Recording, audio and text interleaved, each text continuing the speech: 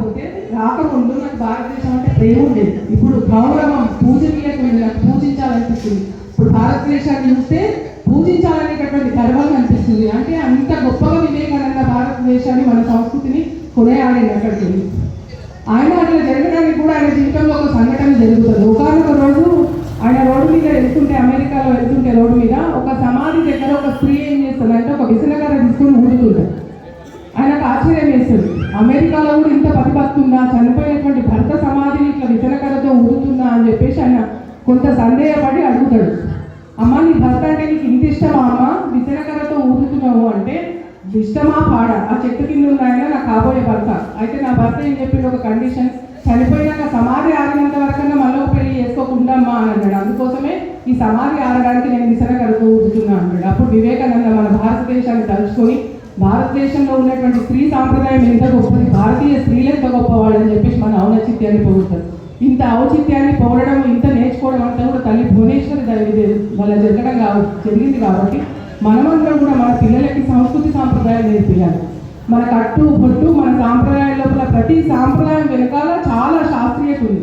ఆధ్యాత్మికత, శాస్త్రీయత, సామాజికత దాగినటువంటిది. ప్రతి పండగలోనూ చూడండి, ప్రతి ఒక్క ఆచార వ్యవహారాల వెనకాల చాలా శాస్త్రీయత ఉంది. మనం దాన్ని తెలుసుకొని మన పిల్లలకు నేర్పిస్తే వాళ్ళు ఖచ్చితంగా అమలు చేస్తారు. ఇప్పుడు చూసినటువంటిది పాచాడపోతాడు, పిల్లలందరూ కూడా పొట్టు పెట్టుకుంటలేదు, గాజులు వేసుకుంటలేదు, కట్టుబొట్టు మొత్తం మార్చుకొని చెందుతున్నారు.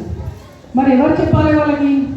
తన పేరెంట్స్ చెప్పాలి. వేరే వాళ్ళు చెప్తే ఎవరి పిల్లలు విన్నారు. కాబట్టి మన పేరెంట్స్, మనం కూడా ప్రతిరోజు పూజ చేసుకొని మనం దేవుడికి నమస్కారం పెడితే ఖచ్చితంగా మనం చెప్పనవసరం లేదు. పిల్లలు ఆటోమేటిక్గా పూజ చేస్తారు, బొట్టు పెట్టుకుంటారు, గాజులు వేసుకుంటారు. ఇక్కడ ఉన్న పిల్లలు చూడండి, ఇంత చిన్న చిన్న పిల్లలు కూడా ఇక్కడికి ఎందుకు వచ్చిండ్రు అంటే పేరెంట్స్ ఎట్లుంటే పిల్లలు అట్లుంటారు. మనం కూడా టీవీ చూస్తూ కూర్చుంటే మన పిల్లలు కూడా టీవీ చూస్తూ కూర్చుంటారు. కాబట్టి మన పిల్లలకి నేర్పించాల్సినటువంటి బాధ్యత మన మీద ఉంది. ముఖ్యంగా 5 మానబిందువులు చెప్పిన నేను, మన దేవాలయాలను కాపాడుకోవాల్సినటువంటి దుస్థితి వచ్చింది మనకి ఇప్పుడు. అది బాధాకరమైనటువంటి విషయం అయినా తప్పదు, మనం దాన్ని కాపాడుకోవాలి. పురాణ ఇతిహాసాల పట్ల కూడా ఎన్నో వ్యాఖ్యలు వస్తున్నాయి, ఎన్నో తప్పుడు వ్యాఖ్యలు వస్తున్నాయి. వాటన్నింటినీ చూసి మనం వదిలేస్తున్నాం, కానీ అది చాలా తప్పు. మరి మన పురాణ ఇతిహాసాలు ఎంత గొప్పవి. రామాయణం తీసుకున్నట్టయితే రామాయణం ఎంత గొప్పది అసలు. ఒక చిన్న ఎగ్జాంపుల్ చెప్తే మీకు బాగా అర్థమవుతుంది. ఒకసారి ఏమవుతుందంటే, ఒక ముసలాయన ఒక ట్రైన్లో ప్రయాణం చేస్తున్నాడు. అదే ట్రైన్లో కొత్తగా పెళ్ళైనటువంటి 2 భార్యాభర్తలు కూడా అదే ట్రైన్లో పోతుంటారు అనమాట. అంటే కొత్తగా పెళ్ళైతుంది కాబట్టి నా భార్య కొంచెం పోసులు కొట్టాలని చెప్పేసి అనుకుంటాడు. ఆ ముసలాయన రామాయణం తీసి చదువుతుంటాడు. ఈమె భార్యతో భర్త అంటాడు, పిచ్చోడు, అంతరిక్షం లోపల వ్యోమగాములు పోతున్నాయి, ఇంకా మన ముసలాడు రామాయణం చదువుతున్నాడు, ఎంత పిచ్చివాడు అంటాడు. అప్పుడు భార్య కొంచెం నవ్వుతుంది. మళ్ళీ ఒకసారి అట్లనే అంటాడు. ఆ ముసలాయన మాత్రం ఏది పట్టించుకోకుండా తన పని తను చేసుకుంటుంటాడు.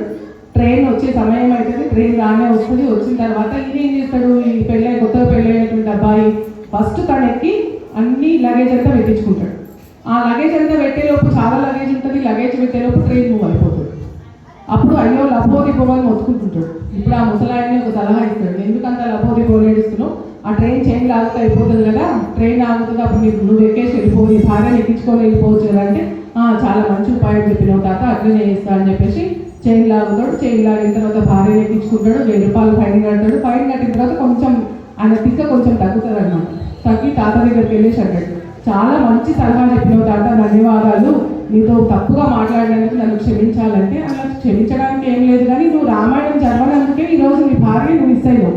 ఒకవేళ రామాయణం చదివి ఉంటే నువ్వు నీ భార్యను మిస్ కాకుంటున్నావు అంటే, ఏదో క్షమాపణ అడుగుతున్నాను అట్లా మాట్లాడుతున్నాను తాత, రామాయణానికి నా భార్యకి ఏం సంబంధం ఉంది అసలు, మీరు ఏదో నేను క్షమాపణ చెప్పిన కొద్దీ మీరు మితిమీరిపోతున్నారు, రామాయణానికి నా భార్యను తీసుకుపోవడానికి సంబంధం ఏముందంటే, ఒరే పిచ్చివాడ, రామాయణం చదివి ఉంటే రామాయణం లోపల సీతారాములు ఎట్లుండేదో నీకు అర్థమయ్యేది. ప్రతి చోట రాముడు ఏం చేసేవాడు అంటే, పడవలో వెళ్ళేటప్పుడు సీతను బస్సు ఎక్కించి తర్వాత రాముడు ఎక్కేవాడు. అంత చిన్న విషయం కూడా నీకు ఎందుకు తెలియలేదంటే నువ్వు రామాయణం చదవలేవంటే అప్పుడు ఆయనకి తలలో ఉన్న ప్రాణం తోకలకు వస్తుంది, అంటే అప్పుడు అర్థమవుతుంది అనమాట. కాబట్టి రామాయణ మహాభారతాలు కేవలం ఏదో మనకు ముసలి వాళ్ళు చదువుకోవాలి, పొద్దుపోక చదువుకోవాలి అనేటటువంటి అపోహ చాలా తప్పు.